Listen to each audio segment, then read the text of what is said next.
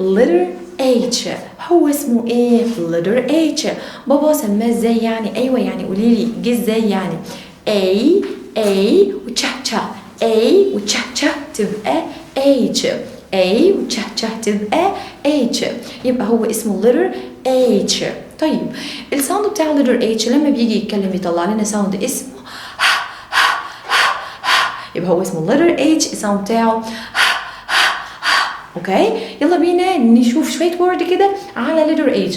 بس عايزين نتفق ان احنا لازم نجرب الساوند ونبين شويه منه حتى لو مش كله. يلا بينا. hot hot hot hat hat hat hot hot hot heat heat heat head head head hard hard hard hard hard here here higher higher. يبقى كل اللي احنا قريناه ده الساوند بتاعه كان الساوند بتاعه لان البدايه كانت letter H. يبقى الساوند بتاعه letter H. وبكده نكون خلصنا letter H والساوند بتاعه letter H.